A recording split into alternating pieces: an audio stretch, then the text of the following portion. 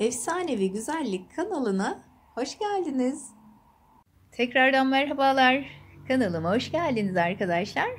Bugün evde yapabileceğimiz doğal antibiyotik tarifi paylaşacağım sizlere. Bu tarif kuru öksürük ve balgam gibi sorunlara çok ama çok etkili bir tarif. Her şeyden önemlisi bağışıklık sistemimizi güçlendirebilecek bir tarif bu. Malzemeler yine her zamanki gibi her evde bulunabilecek malzemeler. Balımız ve soğanımız var. Ben soğanı daha önceden doğradım.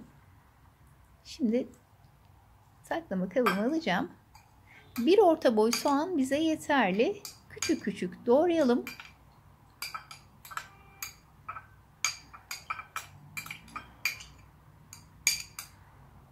Şimdi üzerine 2 kaşık da bal alacağım. 1 kaşık da kullanabilirsiniz. Ben acılığını gidermesi için 2 kaşık kullanmayı tercih ediyorum. Tamamen o sizin kendi tercihiniz.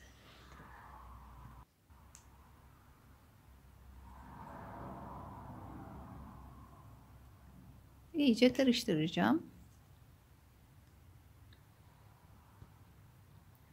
Bal ve soğan karışımı hem antibiyotik hem de balgam söktürücü özelliğine sahip, hem de öksürüğün daha büyük problemlere sebebiyet vermesinin önüne geçer. Dahası virüs, bakteri, solunum yolları için zararlı olan mikroorganizmalara karşı bağışıklık sistemimizi güçlendirir. Güzel, etkili bir tarif bu tarif. Denenmiş bir tarif. Kendim deneyip memnun kaldığım tarifleri sizlerle paylaşmaya çalışıyorum. Umarım sizler de paylaştığım tariflerden memnun kalırsınız. Bal da öksürüğü azaltıp boğazda tahriş olan yerleri rahatlatır. Dahası antioksidandır ve stokin gibi mikrop önleyici maddelerin üretimini artırır.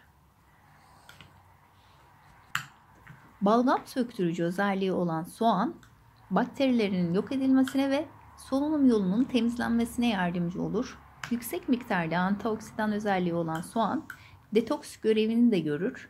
Boğazdaki tahrişe iyi gelir ve öksürüğün kontrol altına alınmasını sağlar. Karıştırma işlemimiz de bitti. Yapılışı da bir o kadar basit bir tarif. Ağzını kapatıp bir gün boyunca buzdolabında bekletiyoruz. Sonrasında sabah akşam aç karnına bir tatlı kaşığı tüketebiliriz. Bittikten sonra tekrar yenileyip aynı şekilde devam edelim. Sonuç alana kadar bu tarifi devam ettirelim. Bir defa yaptım, bıraktım olmasın. İstediğiniz sonucu alana kadar bu tarife devam edebilirsiniz. Herhangi bir zarar yok bu tarifin. Aksine vücuda çok faydası var. Bal ve soğana alerjiniz yoksa bu tarifi gönül rahatlığıyla kullanın. Ben daha önceden deneyip memnun kaldığım tarifleri sizlerle paylaşmaya çalıştım. Bu tarifi de denediğimde çok memnun kalmıştım. Haliyle kış ayları, mevsim geçişleri derken sıkça soğuk algınlığı gibi rahatsızlıklara maruz kalabiliyoruz.